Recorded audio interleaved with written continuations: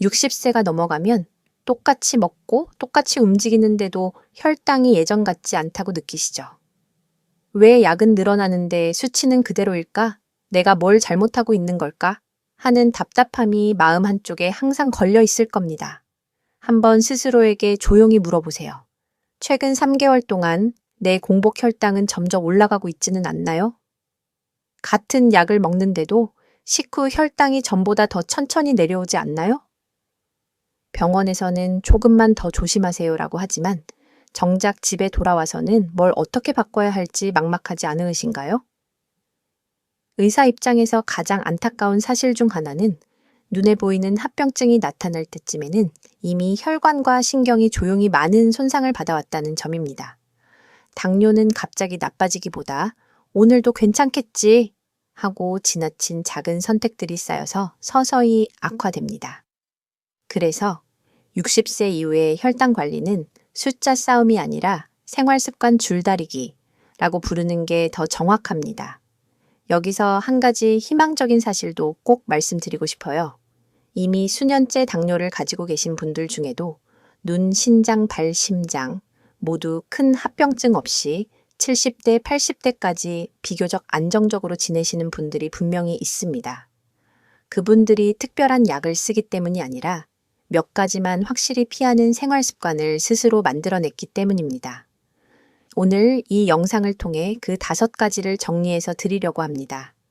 당뇨를 이해할 때 저는 자주 이렇게 설명합니다. 혈당은 도로 위를 달리는 자동차, 혈관은 고속도로, 그리고 인슐린은 신호등과 같습니다. 젊을 때는 신호등이 빠르게 바뀌고 차가 조금 많아져도 금방 소통이 회복됩니다. 하지만 60세 이후에는 신호등이 느려지고 도로도 여기저기 좁아져 있죠. 예전에는 괜찮던 교통량도 이제는 쉽게 정체를 일으킵니다. 같은 밥, 같은 간식인데도 혈당이 더 오래 높은 상태로 머무는 이유가 바로 여기에 있습니다.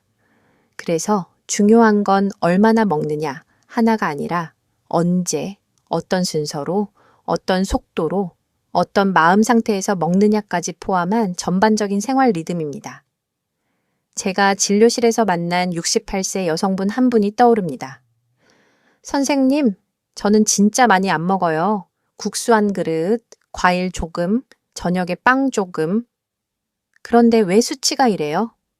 차분히 식단과 생활을 같이 들여다보니 항상 늦은 저녁에 드시고 과일도 밥 대신이 아니라 밥 위에 더해 드시고 집안일이 운동이라 믿으며 따로 움직이는 시간은 거의 없으셨습니다. 본인은 절제한다고 믿었지만 60세 이후 몸에는 오히려 버거운 패턴이었던 거죠. 여기서 작은 충격적인 사실 하나만 짚고 넘어가 볼까요? 당뇨가 있는 분들 중 상당수가 나는 많이 먹지 않는다 라고 말하지만 연구들을 보면 식사의 양보다 시간, 속도, 조합이 혈당에 더 큰 영향을 주는 경우가 매우 많습니다. 특히야 60세 이후에는 같은 한 끼라도 오전에 먹느냐, 밤 10시에 먹느냐에 따라 혈당 그래프 모양이 완전히 달라집니다. 그러면 질문이 생기죠. 이 나이에 생활 습관을 바꾼다고 정말 큰 차이가 날까요? 이미 늦은 건 아닐까요? 의사로서 분명하게 말씀드릴 수 있는 것은 혈당과 혈관은 생각보다 유연하다는 사실입니다. 오늘부터의 6개월, 1년이 앞으로 5년, 10년의 눈, 신장, 심장 상태를 바꾸는데 충분히 의미가 있습니다. 늦지 않았습니다. 오늘이 가장 빠른 날이에요. 이 영상에서는 60세 이후 당뇨 관리에서 특히 피해야 할 5가지 생활 습관을 중심으로 이야기하려고 합니다. 그 과정에서 탄수화물, 단백질, 지방을 어떻게 나눠야 혈당이 덜 튀는지에 대한 간단한 비율과 많은 분이 헷갈려 하시는 건강한 음식인데 왜 내 혈당은 올라갈까? 하는 공통 실수도 함께 짚어드릴게요. 지금부터 하나씩 살펴보겠습니다. 가장 먼저 많은 분이 가장 크게 오해하고 계신 첫 번째 함정, 바로 건강한 탄수화물의 착각부터 시작해 볼게요. 요즘은 누구나 흰 쌀밥보다는 현미가 좋다, 설탕 대신 고구마가 낫다는 말을 많이 듣습니다. 그래서 진료실에서 식단을 여쭤보면 이렇게 말씀하시죠. 선생님, 저는 흰쌀은 거의 안 먹어요. 현미밥이랑 잡곡밥만 먹어요. 간식도 과자 대신 고구마, 바나나 이런 것만 먹어요. 여기에는 맞는 부분도 위험한 부분도 함께 들어 있습니다. 과학적으로 볼 때 현미나 통곡물은 흰쌀보다 혈당을 천천히 올리는 경향이 있습니다. 식이섬유가 많고 소화가 느려서 혈당이 급하게 치솟는 속도가 조금 완만해집니다. 이것이 우리가 알고 있는 건강한 탄수화물의 기본 사실입니다. 하지만 60세 이후 당뇨를 가진 몸에서는 이 사실 하나만 믿고 안심하기에는 함정이 너무 많습니다. 첫째, 아무리 건강한 탄수화물이라도 양이 많으면 결국은 모두 포도당으로 바뀝니다. 현미밥 2공기는 흰쌀밥 1공기보다 나을까요, 나쁠까요? 섬유질이 있다는 장점은 남지만 총 탄수화물 양이 많아지면 혈당은 여전히 버거워집니다. 둘째, 혼자 먹느냐, 함께 먹느냐에 따라 결과가 달라집니다. 같은 현미밥이라도 단백질과 지방, 채소와 섞어 먹느냐, 밥과 김치만 덜렁 먹느냐에 따라 식후 혈당 상승폭이 완전히 달라집니다. 놀라운 점은 많은 연구에서 탄수화물의 종류보다 식사의 전체 구성과 순서가 혈당에 더 큰 영향을 주는 경우가 적지 않다는 사실입니다. 예를 들어 밥을 먹기 전에 채소와 단백질을 먼저 먹으면 같은 밥 1공기라도 혈당이 더 천천히 오르는 경향이 있습니다. 반대로 밥부터 후루룩 먹고 반찬은 대충 곁들이는 식사를 하면 현미밥이라도 혈당 스파이크를 부를 수 있습니다. 전문가들 사이에서도 의견이 나뉘는 지점이 있습니다. 어떤 전문가들은 가능하면 저탄수화물 식단, 즉 밥을 거의 줄이고 단백질과 지방 위주로 먹어야 한다고 말합니다. 반대로 60세 이후에는 너무 극단적인 저탄수화물은 근육량과 전체 에너지를 떨어뜨릴 수 있다는 의견도 있습니다.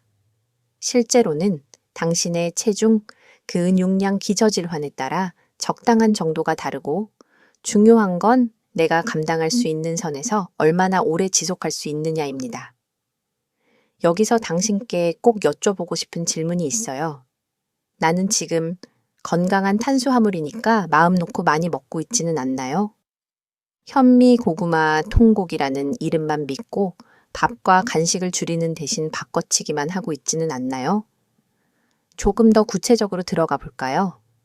60세 이후에는 위장 운동이 느려지고 인슐린 반응도 둔해집니다. 그래서 한 끼에 많은 탄수화물이 한꺼번에 들어오면 젊었을 때보다 훨씬 더 오래 혈당이 높은 상태로 남습니다.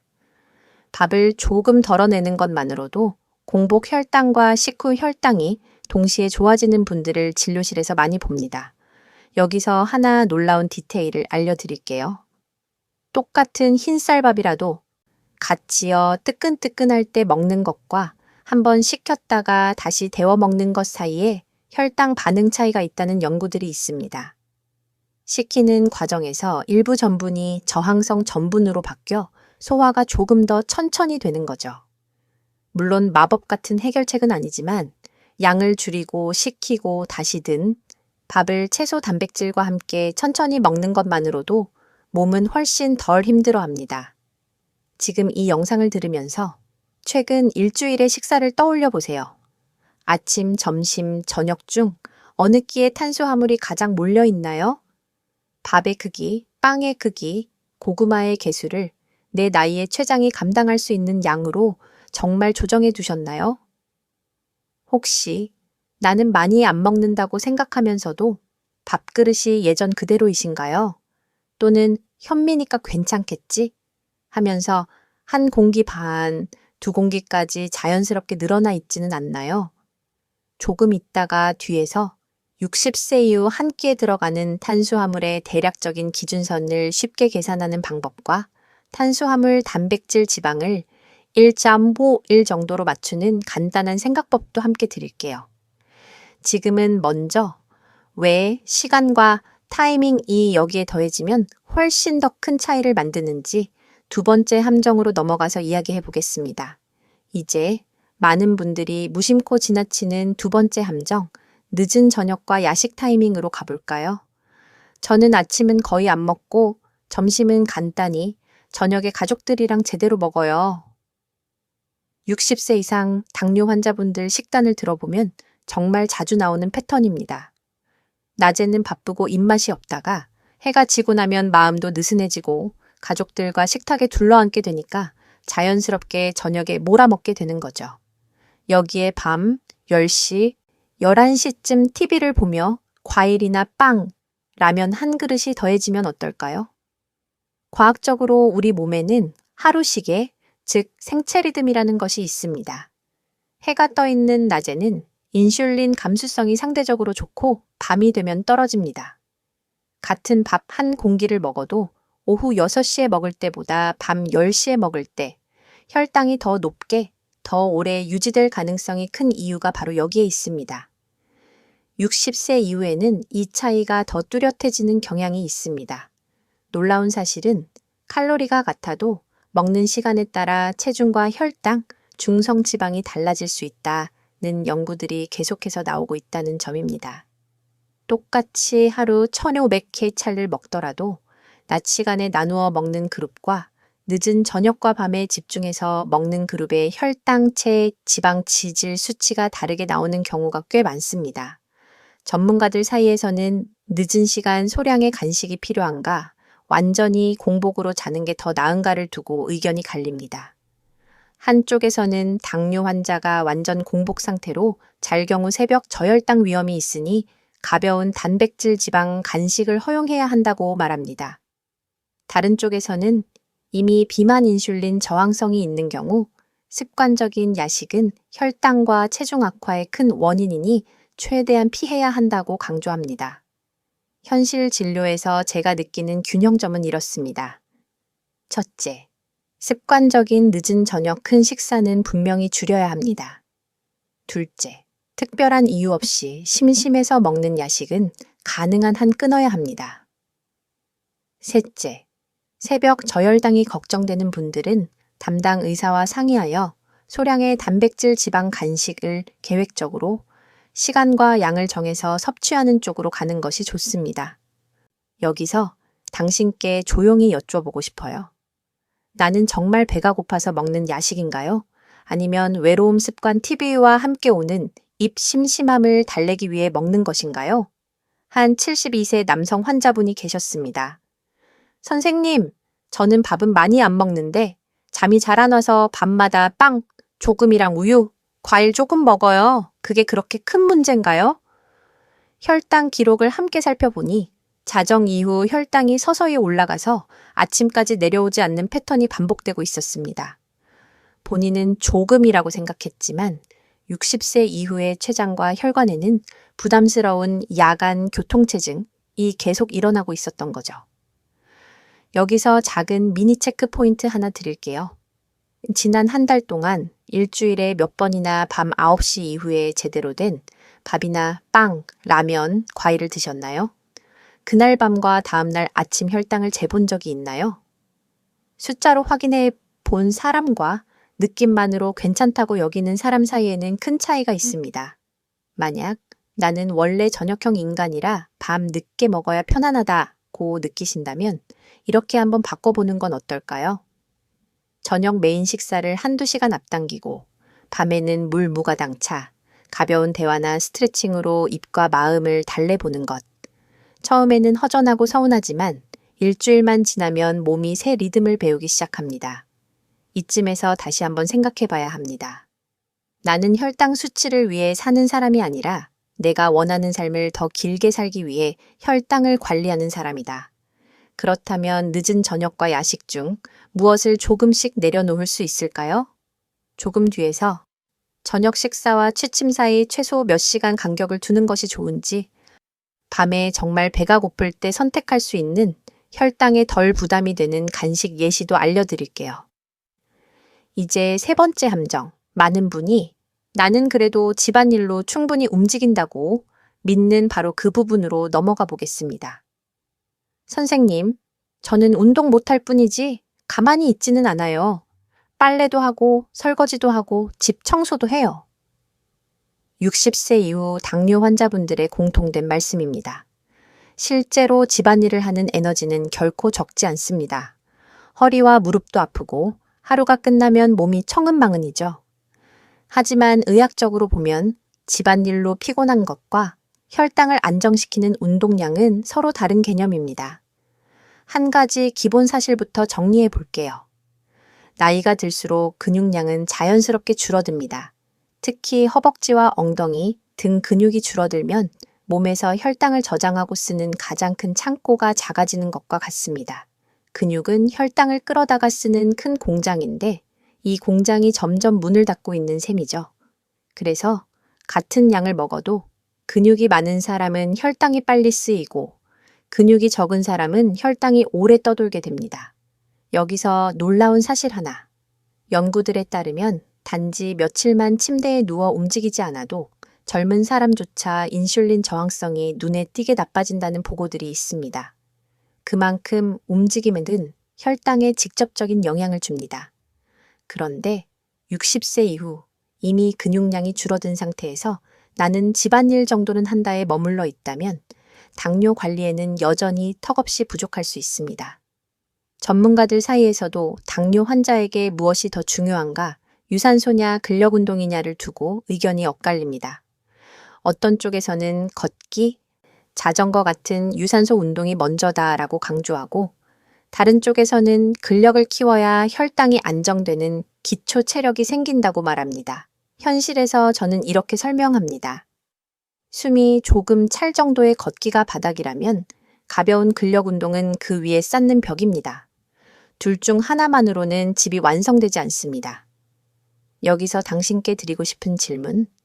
나는 오늘 숨이 조금이라도 찰 정도로 걸어본 적이 있나요? 내 허벅지와 엉덩이 근육이 지금 내 나이와 혈당을 지탱해 줄 만큼 남아있다고 자신할 수 있나요?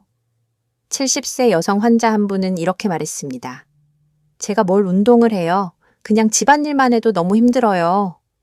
그래서 우리가 함께한 첫 번째 약속은 딱 5분 거실에서 의자 잡고 일어나 앉기였습니다. 처음에는 5번만 해도 숨이 찼습니다. 하지만 2주 후 이분은 스스로 15번까지 늘리셨습니다. 한 달 뒤 공복 혈당이 10화 20 정도 내려갔고 밤에 다리가 덜 당긴다고 하셨어요. 이 경험이 보여주는 건 아주 단순하지만 중요한 진실입니다. 조금만 움직인다와 혈당을 위해 의도적으로 움직인다는 전혀 다른 이야기입니다. 이쯤에서 잠깐 오늘의 자신을 떠올려 보세요.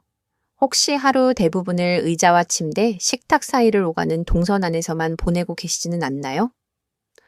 밖을 나가 걷는 시간이 하루 10분도 되지 않을 때 몸 안에서는 어떤 일이 일어나고 있을까요?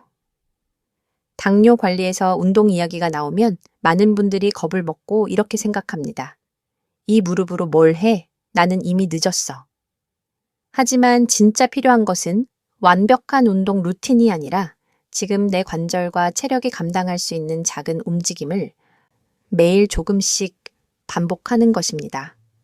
조금 뒤에 다른 섹션에서 60세 이후 당뇨 환자분들이 집에서 할 수 있는 10분 루틴, 예를 들어 벽 짚고 걷기, 의자에서 일어나 앉기, 가벼운 발가락 들기 같은 아주 현실적인 동작들을 구체적으로 안내해 드릴게요. 지금은 먼저 건강한 탄수화물이라 믿고 먹는 습관, 늦은 저녁과 야식 타이밍, 집안일만으로 충분하다고 믿는 움직임, 이 3가지가 이미 당신의 혈당을 은근히 괴롭히고 있다는 사실만 또렷이 마음에 새겨두시면 좋겠습니다. 이제 4번째 함정, 건강검진 수치만 믿고 안심하는 습관으로 천천히 넘어가 보겠습니다. 수치는 괜찮다고 나오는데 왜 의사는 자꾸 조금 더 조심하세요? 라고 말하는지 그 숨은 이유를 이어서 풀어드릴게요. 많은 분들이 이렇게 말씀하세요. 선생님, 작년 건강검진에서 공복 혈당도 그럭저럭 괜찮다고 나왔고 콩팥 수치도 아직 정상이라는데 너무 걱정 안 해도 되는 거죠 아닌가요? 물론 검진 수치가 심하게 나쁘지 않다는 건 분명 다행입니다. 그런데 여기에는 중요한 전제가 하나 숨어 있습니다. 건강검진은 사진 한 장이고 당신의 하루하루는 동영상이라는 사실입니다. 우리가 보는 공복 혈당, 당화혈 색소, 신장 수치는 지난 몇 달 혹은 그날 아침의 상태를 대략적으로 보여줄 뿐 당신의 혈당이 하루 중 언제 얼마나 요동치는지, 밤 사이에 얼마나 오래 높은 채로 머무르는지는 다 담지 못합니다. 의학적으로도 당화혈 색소 HbA1c는 지난 23개월 평균 혈당을 반영하는 꽤 믿을 만한 지표입니다. 이게 일정 범위 안에 있다는 건 분명 좋은 신호예요. 그런데 놀라운 연구들이 하나둘 나오고 있습니다. 평균은 비슷한데 어떤 사람은 혈당이 하루 종일 120ml, 150 사이에서 잔잔하게 움직이고 어떤 사람은 80에서 250까지 롤러코스터처럼 오르락 내리락 하는데도 둘 다 당화혈 색소 수치는 비슷하게 나올 수 있다는 사실입니다. 즉, 평균은 괜찮아 보여도 혈관이 받는 스트레스는 완전히 다를 수 있다는 뜻입니다. 이게 바로 건강검진 수치만 보고 난 아직 괜찮다고 안심하는 것이 위험한 이유 중 하나입니다. 전문가들 사이에서도 이런 논쟁이 있습니다. 그래도 표준화된 검진 수치를 기준으로 관리해야 한다는 입장과 앞으로는 혈당 변동폭, 특히 식후 혈당 스파이크와 야간 혈당 패턴을 더 중요하게 봐야 한다는 입장이 맞서고 있습니다. 실제 임상에서는 두 가지 모두를 함께 보려고 노력합니다. 수치가 너무 나빠지기 전에 생활 속의 경고 신호를 더 섬세하게 읽어야 한다는 쪽으로 조금씩 흐름이 가고 있지요. 여기서 잠깐 당신의 지난 1년을 떠올려 보세요. 건강검진 결과표를 받았을 때 정말 꼼꼼히 읽어보셨나요? 당화혈 색소, 공복혈당, 콜레스테롤과 함께 미세알부민뇨 같은 초기 콩팥 손상 지표는 체크해 보셨나요? 괜찮네요. 라는 의사의 한마디만 듣고 서둘러 옷을 갈아입고 나오지는 않으셨나요? 한 66세 남성분은 이렇게 말씀하셨습니다. 매년 검진에서 주의 정도만 나와서 그래도 난 심각한 건 아니구나 했어요. 그런데 어느 날 갑자기 눈앞이 번쩍하고 안 보이더라고요. 검사를 해보니 이미 당뇨 망막병증이 꽤 진행된 상태였습니다. 알고 보니 그동안의 검진에서 당화혈 색소는 경계 수준이었지만 안과 정밀 검진을 별도로 받은 적은 없었고 다리 저림시야 흐림 같은 작은 신호들은 나이 탓이겠지 하며 넘기고 계셨던 거죠. 여기서 우리가 기억해야 할 과학적 사실은 단순합니다. 당뇨 합병증은 수치가 심하게 나빠진 한 번의 사건보다는 약간 나쁜 상태가 오래 지속되는 것에서 더 많이 옵니다. 조금 높은 혈당이 몇 달, 몇 년 동안 계속되며 혈관벽을 서서히 스크래치 내듯 상하게 하는 것이죠. 그렇다면 질문을 바꿔볼까요? 내 건강검진 수치는 나를 안심시켜야 할까? 아니면 지금 생활을 조금 바꿀 마지막 기회를 알려주는 경고일까? 당신께 제안드리고 싶은 건 검진 결과를 합격 불합격의 종이 쪼가리로 보지 말고 앞으로 1년 동안 생활 습관을 얼마나 조정해야 하는지 알려주는 지도라고 보는 것입니다. 만약 당화혈 색소가 경계 수준이라면 아직 괜찮네가 아니라 지금부터 5가지만 피하면 이 수치를 더 악화시키지 않고 버틸 수 있겠구나 라고 해석하는 연습이 필요합니다. 이 영상을 보시는 지금 이 순간 마음속으로 조용히 물어보세요. 우리 집 식탁과 나의 야식 습관, 그리고 운동량을 돌이켜봤을 때 나는 수치보다 조금 더 위험한 선에 서 있는 건 아닐까? 조금 뒤 섹션에서는 하루 혈당 리듬을 어떻게 다시 짜야 하는지 구체적으로 말씀드릴 거예요.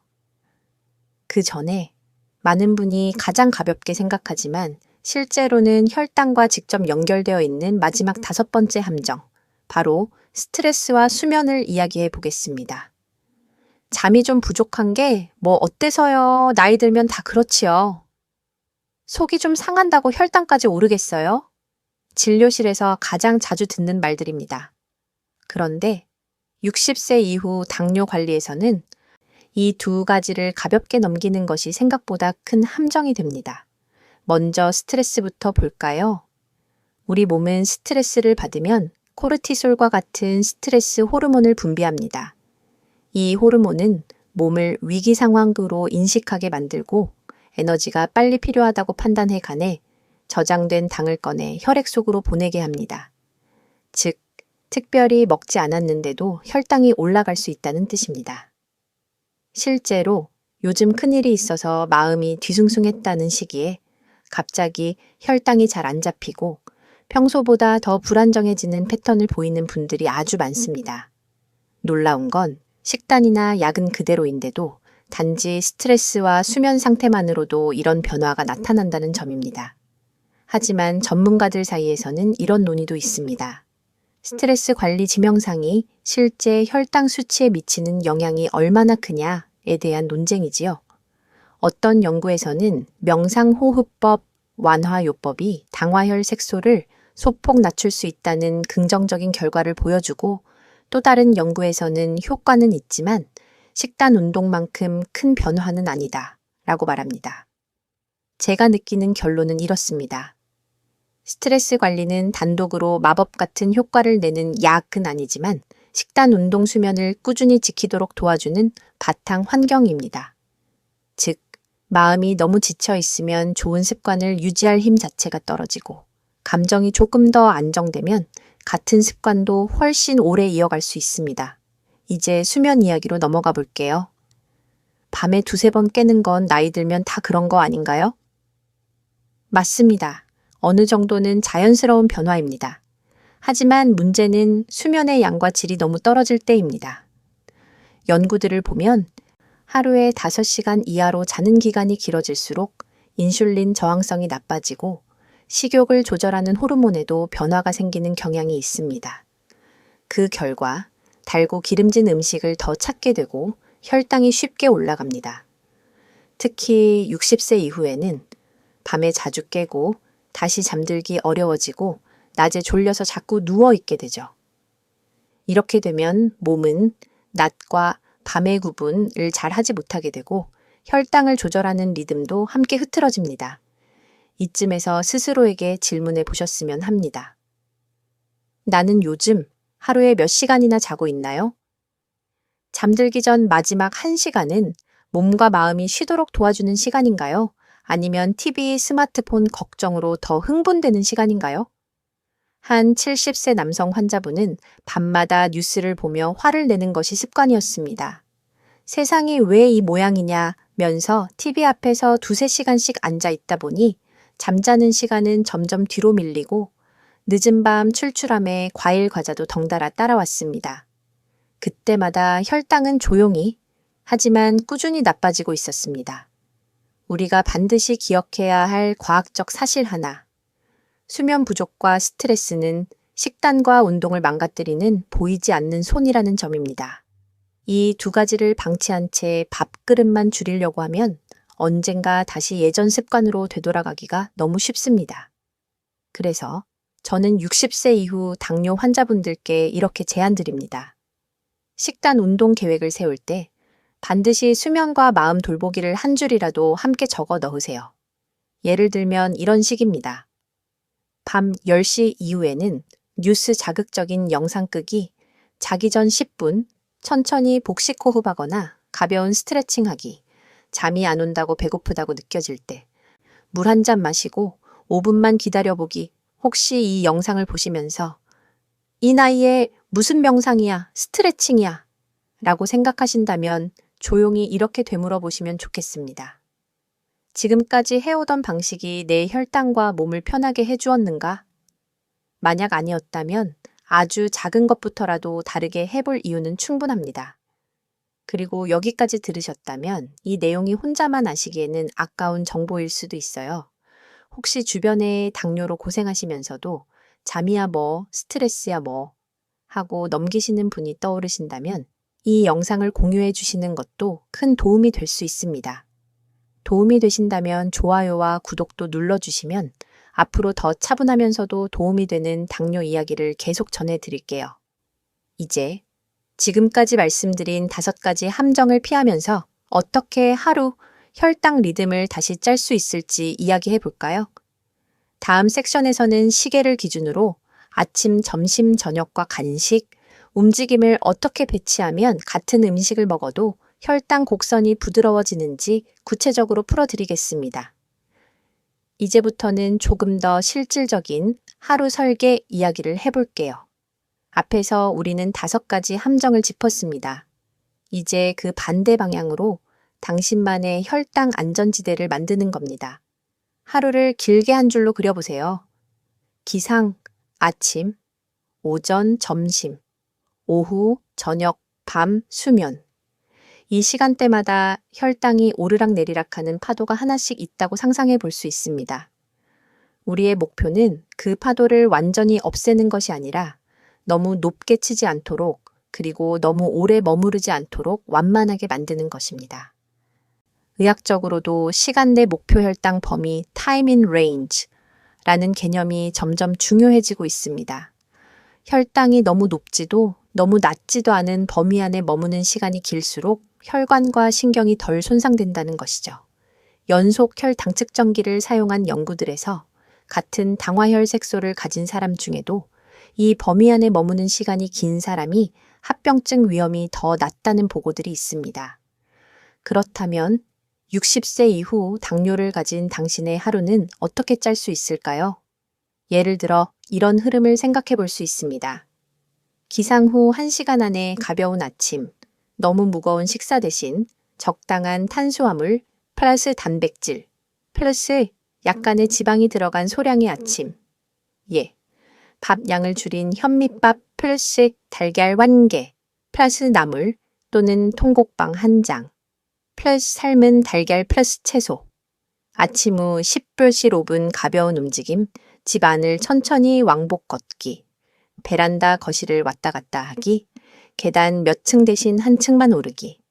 식후 혈당이 최고로 올라가는 1에서 2시간 사이에 몸을 살짝 움직여주면 혈당의 최고점이 낮아지는 데 도움이 됩니다. 점심은 한 끼 중심으로 탄수화물 양을 눈으로 줄이기. 밥 공기를 예전보다 1, 3 정도 줄이고 반찬 중에서 단백질 생선, 두부, 살코기를 일부러 더 챙기기.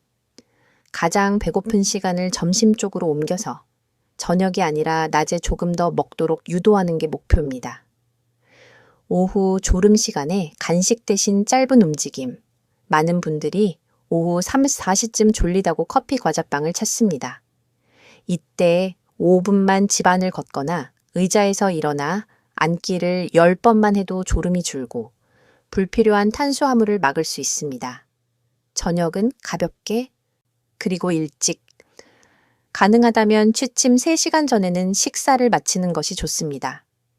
밥은 점심보다 조금 더 줄이고 채소와 단백질 위주로 구성해 보세요.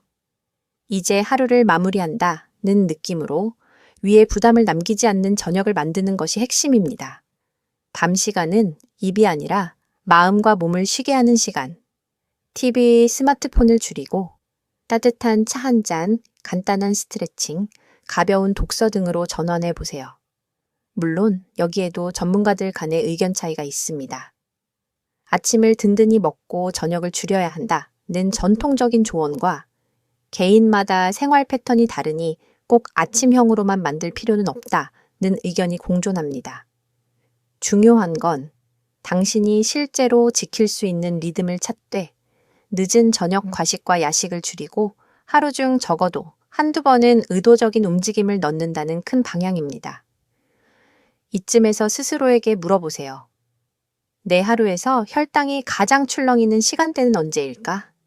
그 시간에 내가 바꿀 수 있는 작은 습관 한 가지는 무엇일까? 예를 들어 저녁 식사 시간을 30분만 앞당기는 것, 식후 TV 전에 5분만 걷는 것, 오후 간식 시간을 물과 스트레칭으로 바꾸는 것, 이 중 단 한 가지만 선택해도 6개월 뒤 혈당 기록표는 분명히 달라질 수 있습니다. 다음 섹션에서는 이 하루 리듬 안에 들어가는 밥상을 좀 더 구체적으로 설계해 보겠습니다. 탄수화물, 단백질, 지방을 어떻게 나누고 어떤 순서로 먹으면 같은 재료로도 60세 이후 당뇨 몸에 더 잘 맞는 식사가 되는지 쉽게 떠올릴 수 있는 비율과 예시를 들어드릴게요.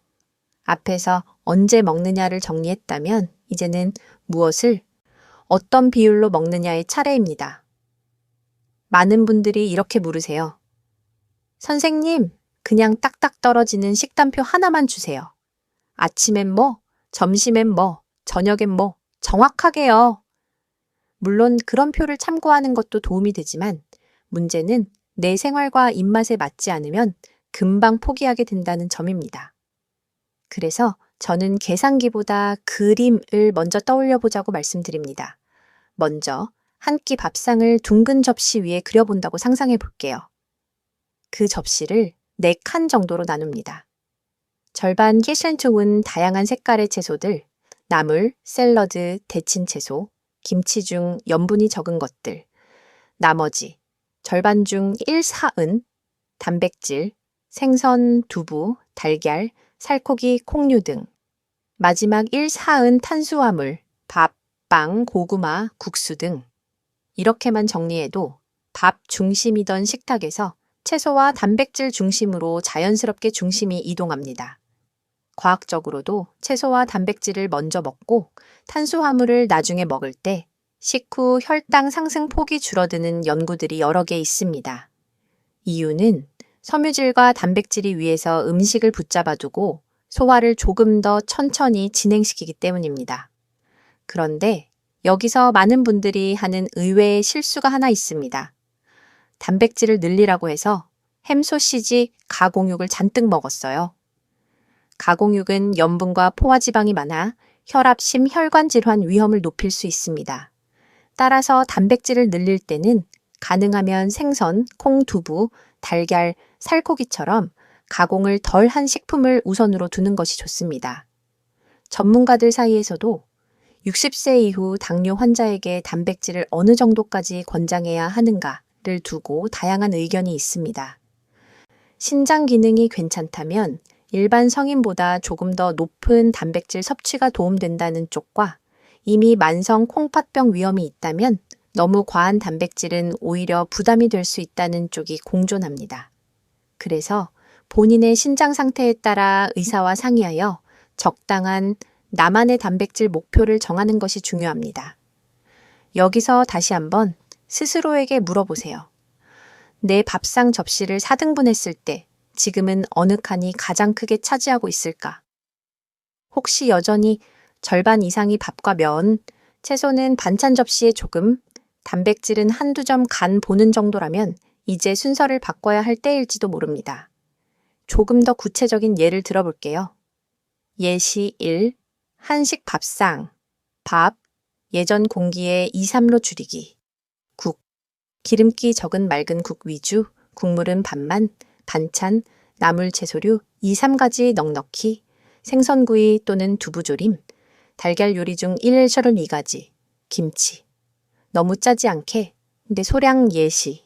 이틀은 빵이 먹고 싶은 날, 통곡빵, 1장 또는 작은 사이즈, 빵 1개, 삶은 달걀 1개 또는 견과류 1줌, 샐러드 1접시, 드레싱은 과하지 않게. 예시 3. 고구마 옥수수가 먹고 싶을 때 밥은 더 줄이고 고구마 1수 2개 또는 옥수수 2개를 반찬처럼 곁들이기. 밥 대신이 아니라 밥 위에 더하는 것이 되지 않도록 주의. 또 하나 중요한 팁은 한 번에 많이 바꾸지 않기입니다. 당장 완벽한 당뇨 식단을 만들기보다 밥그릇 크기 줄이기, 채소 1가지 더 추가하기, 단백질 반찬을 일부러 먼저 먹기, 이 3가지만 실천해도 몸은 변화를 느끼기 시작합니다. 혹시 이런 생각이 들 수도 있어요. 이렇게까지 먹어야 하나? 너무 재미없지 않을까? 그래서 저는 늘 이렇게 여쭤봅니다.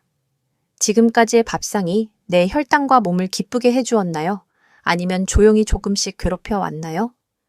만약 그 후제에 가깝다면 밥상의 즐거움을 완전히 없애는 것이 아니라 즐거움의 방향을 조금 옮긴다고 생각해 보시면 좋겠습니다.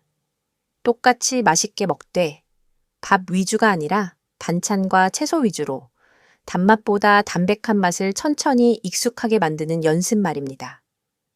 조금 뒤 섹션에서는 이렇게 바뀐 밥상과 하루 리듬을 바탕으로 어떤 분들이 실제로 합병증을 피해가고 있는지 그분들의 공통된 생활 패턴을 함께 살펴볼 거예요. 그러면 나도 이 길을 갈 수 있겠구나 하는 그림이 더욱 또렷해질 겁니다.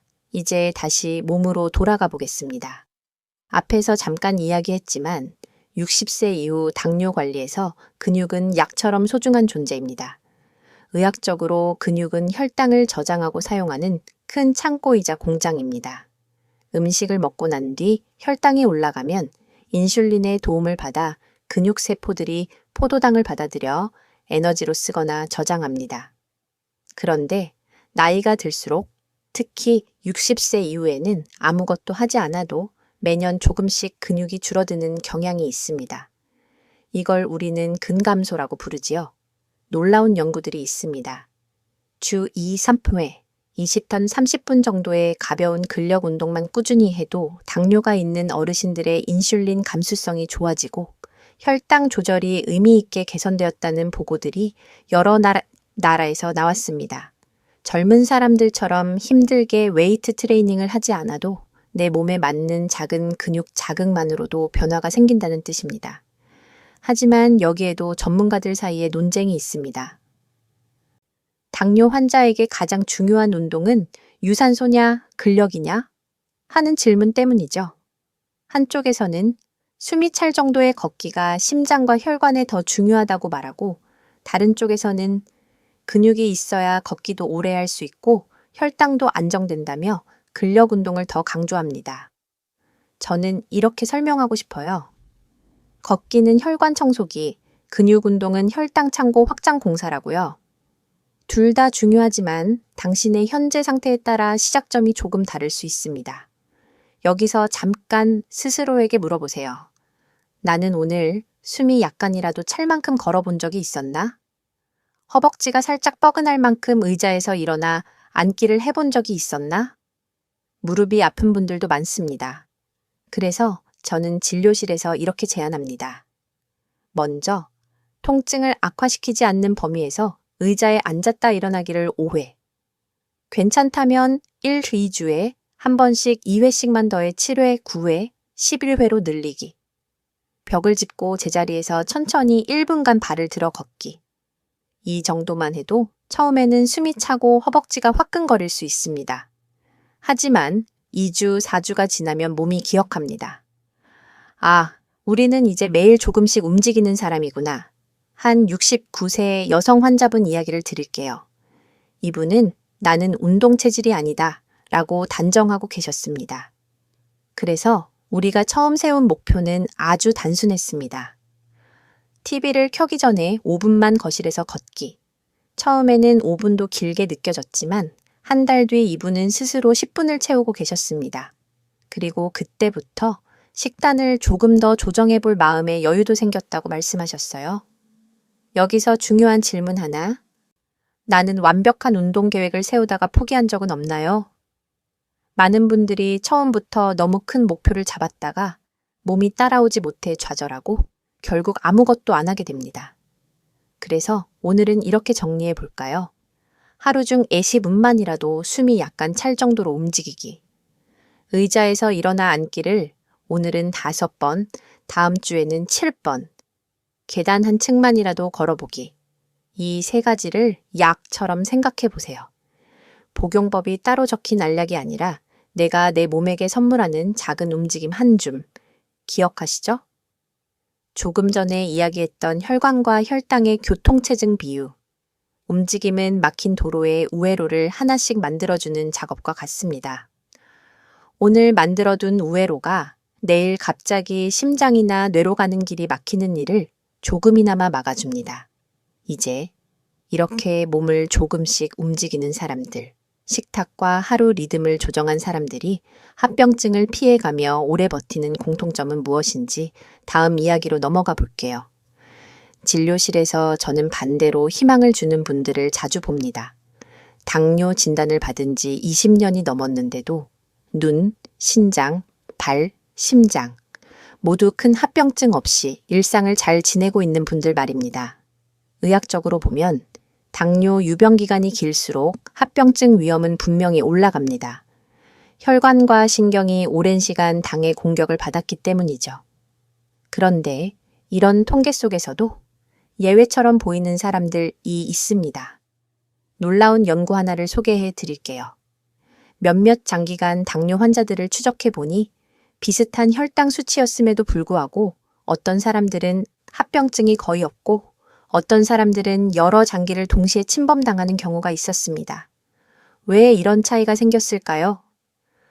전문가들은 크게 두 가지 가능성을 이야기합니다. 하나는 유전적인 보호 요인. 어떤 사람들은 타고난 혈관신경의 내구성이 조금 더 좋을 수 있다는 거죠. 다른 하나는 생활 습관의 질과 일관성. 수치가 완벽하진 않아도 담배를 피우지 않고 지나친 음주를 피하고 몸을 조금씩이라도 움직이고 정기적으로 검진과 치료를 받는 사람들이 합병증을 덜 겪는 경향이 있다는 것입니다. 저는 두 가지가 모두 영향을 준다고 봅니다. 다만 유전은 우리가 바꿀 수 없지만 생활 습관은 오늘부터 조금씩 바꿀 수 있다는 점에서 우리가 집중해야 할 부분은 분명합니다. 그렇다면 합병증을 비교적 잘 피하고 계신 분들의 공통점은 무엇일까요? 진료실에서 제가 발견한 특징은 이렇습니다. 첫째, 극단적인 다이어트를 하지 않습니다. 이번에 한 번에 빼서 끝내겠다는 마음보다는 조금 덜 먹더라도 오래 가자는 마음을 선택합니다. 둘째, 완벽하지 않아도 포기하지 않습니다. 명절에, 가족 모임에, 여행 중에 어쩔 수 없이 평소보다 많이 먹을 때가 있지요. 이런 날이 있으면 그 다음 날 다시 원래 식사와 운동으로 돌아옵니다. 어차피 망했다는 생각 대신 이틀 실수했으니 사흘은 더 조심하자는 태도를 선택합니다. 셋째, 병원과 검진을 잔소리 듣는 곳이 아니라 미리 경고를 받는 곳으로 받아들입니다. 수치가 조금 나빠졌을 때 스스로를 탓하기보다 지금부터 5가지만 피하면 이 선에서 버틸 수 있겠구나 라고 해석합니다. 넷째, 몸의 작은 변화를 무시하지 않습니다. 발 저림, 시야 흐림, 갑자기 늘어난 소변, 상처가 잘 안 낫는 현상들을 나이 탓이겠지 라고 넘기지 않고 의사에게 한 번이라도 꼭 이야기합니다. 여기서 당신께 조용히 질문해 보고 싶어요. 나는 지금 합병증을 막는 쪽의 습관을 얼마나 가지고 있을까? 아니면 운에 맡기고 있는 부분이 더 많지는 않을까? 좋은 소식은 합병증을 잘 피하고 계신 분들 대부분이 처음부터 잘한 것이 아니라는 점입니다. 많은 분들이 처음 몇 년은 나도 엉망이었어요 라고 고백합니다. 그러다가 어느 순간 가족의 걱정 어린 눈빛, 발의 작은 상처, 검진표의 숫자 하나를 계기로 조금씩 방향을 틀기 시작합니다. 그리고 중요한 공통점 하나. 그분들은 대부분 나 혼자 잘해야 한다는 마음에서 가족과 함께 생활을 바꾸자는 마음으로 전환하셨다는 점입니다. 당신도 언젠가 이렇게 말하게 될 수 있을까요? 그래도 내가 이 5가지만은 피하면서 살아서 여기까지 온 거구나. 바로 그 5가지를 버티게 해주는 힘이 어디에서 나오는지 이제 다음 섹션에서 스스로를 다그치지 않는 마음 관리 이야기를 나눠 보겠습니다. 당뇨 진료에서 가장 마음 아픈 순간은 수치가 나쁜 게 아닙니다. 검사 결과지를 보고 스스로를 심하게 탓하는 환자분을 볼 때입니다. 제가 관리를 못해서 그래요. 내가 약속을 못 지켰으니까 이건 다 내 잘못이에요. 물론 어느 정도 책임감은 필요합니다. 하지만 연구들을 보면 지나친 죄책감과 자기 비난은 오히려 혈당 관리에 방해가 되는 경우가 많습니다. 자기를 너무 몰아붙이는 사람일수록 작은 실패에도 쉽게 무너지고 어차피 나는 안 돼 라는 생각에 몇 달씩 관리를 놓아버리기 쉽기 때문입니다. 심리학에서는 이것을 완벽주의의 덫이라고 부르기도 합니다. 100점을 못 맞을 것 같으면 아예 시험을 포기하는 마음과 비슷하지요. 한편 어떤 전문가들은 질병 관리에는 일정 수준의 긴장감과 두려움도 필요하다고 말합니다. 완전히 안심해버리면 습관을 바꿀 이유를 못 느끼기 때문입니다. 그래서 중요한 건 건강한 긴장감과 지나친 자기 비난 사이의 균형입니다. 여기서 스스로에게 한번 물어볼까요? 나는 요즘 내 몸과 혈당에 대해 너무 무심한 쪽에 가까울까? 아니면 나를 너무 몰아붙이는 쪽에 가까울까? 한 65세 여성분이 있었습니다. 이분은 매번 진료 때마다 식단 일기를 꼼꼼히 적어 오셨습니다. 하지만 조금이라도 기준보다 많이, 먹은 날이 있으면 그 페이지를 뜯어버리고는 했어요. 이런 꼴은 선생님께 보여드리기 싫어서요. 제가 그분께 조심스럽게 말씀드렸습니다. 사실 저는 잘한 날보다 조금 흔들렸던 날의 기록이 더 소중하게 느껴져요. 그날 무슨 일이 있었는지, 어떤 감정과 상황이 있었는지를 알아야 다음에 또 흔들릴 때 도와드릴 수 있으니까요. 그때부터 이분은 실패한 날도, 과식한 날도 솔직하게 적어 오기 시작했습니다. 그리고 놀랍게도 몇 달 뒤 당화혈 색소가 조금씩 내려가기 시작했어요. 완벽해져서가 아니라 자기 자신과의 관계가 조금 더 부드러워졌기 때문이었습니다. 과학적으로도 자기 연민 셀프 컴패션, 즉 실수한 나 자신을 이해하고 격려하는 태도를 가진 사람들이 만성질환 관리에서 더 좋은 결과를 얻는다는 연구들이 늘고 있습니다. 반대로 나는 왜 이것밖에 안 되지? 라는 생각이 강한 사람들은 스트레스 수준이 올라가 혈당 조절도 함께 흔들리는 경향이 있다는 보고도 있습니다. 혹시 당신 안에도 이런 목소리가 있지 않나요? 이 나이에 뭘 바꾼다고 되겠어.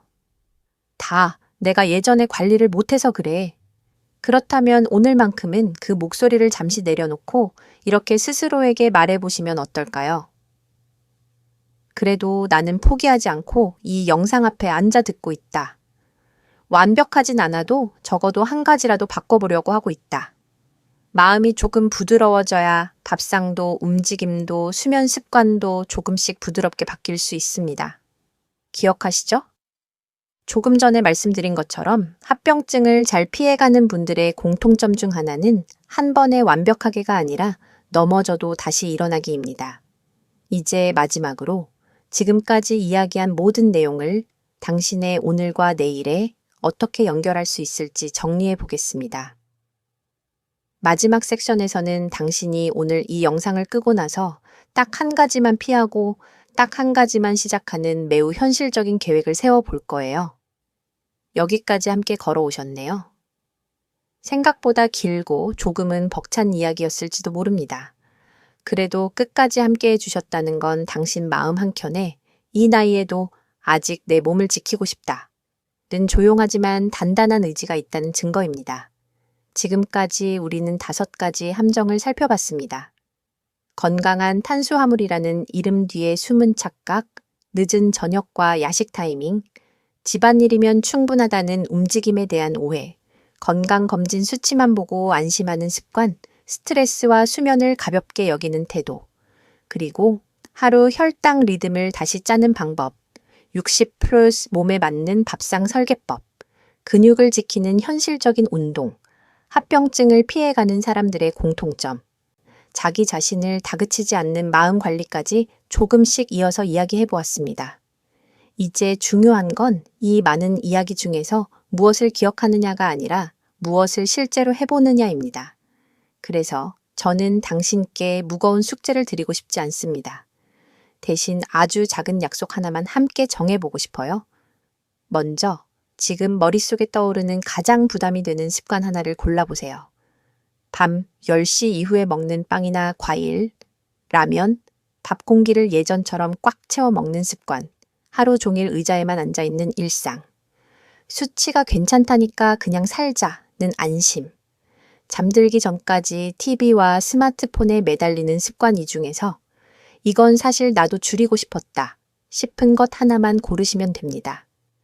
그 다음 오늘 이 순간을 기준으로 그 습관을 조금이라도 피하는 방법을 하나 정해보세요. 예를 들면 이런 식입니다. 오늘부터 일주일 동안 밤 9시 이후에는 아무것도 먹지 않기. 오늘부터 밥그릇에 밥을 1, 3만 덜어내고 시작하기. TV를 켜기 전에 5분만 거실을 걷기. 잠들기 전 10분만 조용히 앉아서 호흡을 느껴보기. 완벽하게 지키지 못해도 괜찮습니다. 중요한 건 방향입니다. 그리고 한 가지만 더. 피해야 할 것 하나를 고르셨다면 새로 시작할 것도 하나 정해보셨으면 합니다. 식사 전에 물 한 잔 마시기. 밥 먹기 전에 채소 반찬 먼저 먹기. 하루에 한 번 계단이나 복도를 천천히 왕복 걷기.